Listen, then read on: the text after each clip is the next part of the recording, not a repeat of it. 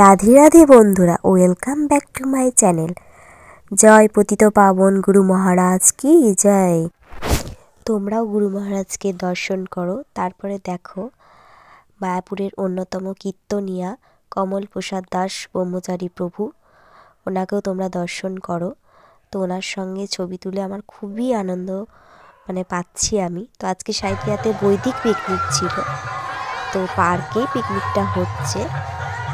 তো দেখো আমার মেয়ে কি সুন্দর দোলনাতে তুলছে, তো আজকে নাচ করবে সেই জন্য একটু সেজেছে। তারপরে দেখো এখানে সবাই অনেকেই দোলনাতে তুলছে, তো তোমরা দেখতে থাকো। মেয়েরা কি সুন্দর দোলনাতে তুলছে।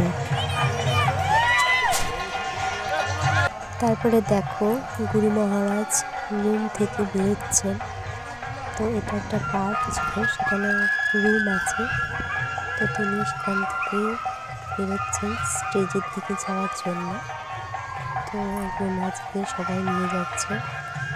তো তোমরা দেখতে থাকো, গুরু মহারাজকে দর্শন করো।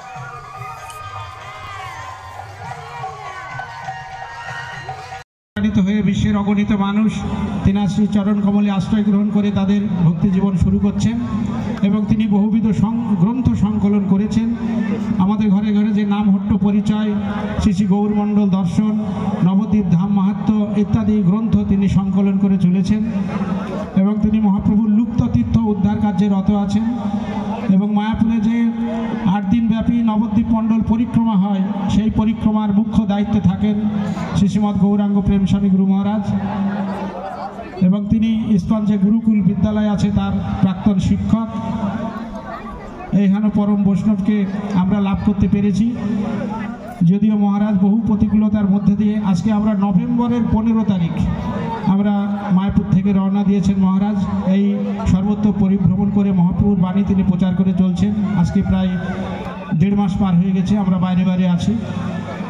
সেই সঙ্গে সঙ্গে উপস্থিত হয়েছেন মায়াপুর থেকে আমাদের জ্যেষ্ঠ গুরু ভ্রাতা এবং ইস্কনের অন্যতম কীর্তনিয়া শ্রীপাদ কমল গোপাল দাস ব্রহ্মচারী প্রভু, এবং আপনাদের এই বীরভূম মুর্শিদাবাদ জেলার জেলা প্রচারক শ্রীপাদ নিত্যানন্দ চৈতন্য দাস ব্রহ্মচারী প্রভু, এবং আপনাদের এই অনুষ্ঠান অনলাইনের মাধ্যমে ছড়িয়ে দিচ্ছেন আমাদের গুরু ভ্রাতা বনমালী কিঙ্কর দাস প্রভু, দীপ্তিমান গৌরাঙ্গ প্রভু, অদ্বৈত প্রিয় প্রভু।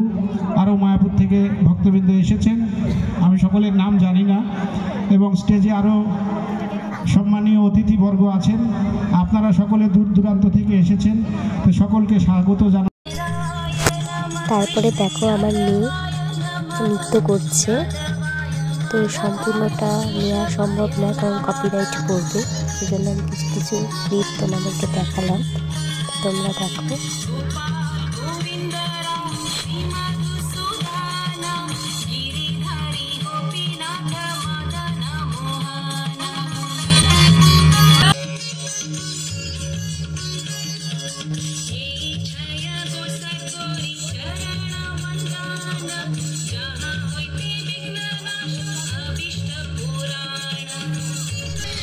তারপর দেখো এক প্রভু ওকে মালা দিল, তো পনেরোটি হাতে দিল, বললো যে ওকে পরিয়ে দিতে। তো 15টি মালাটা ওকে পরিয়ে দিল। তো আমার তো খুব ভালো লাগছে, এত বড় পাওয়া একটা। তারপর ও নৃত্য হওয়ার পর আমাকে সবাই জোর করলো নৃত্য করার জন্য, তো আমি প্রস্তুতি ছাড়াই নৃত্য করলাম। তো তোমরা দেখো আমার নৃত্যটা কেমন হয়েছে।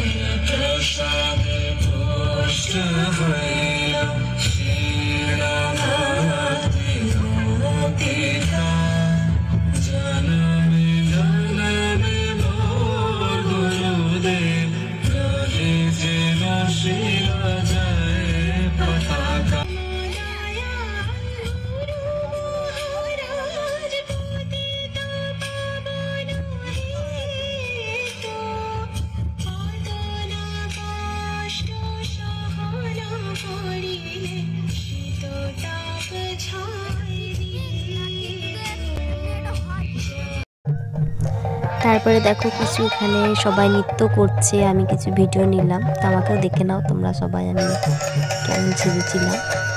তো সিম্পল সেজেছিলাম। তো তারপরে দেখো এখানে কমল গোপাল দাস ব্রহ্মচারী প্রভু উনি গান করছেন। তো মোটামুটি তোমরা হয়তো ওনাকে সবাই চেনো।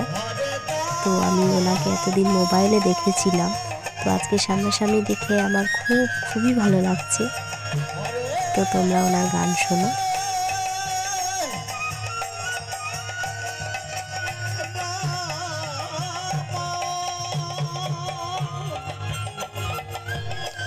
তারপর দেখো আমরা কত এখানে আনন্দ করছি।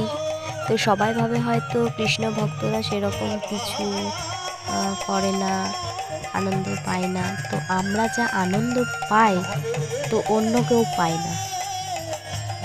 তো আমি তো মানে ভক্তিপথে এসে তো আমি এই যে আনন্দ আমার খুব ভালো লাগে।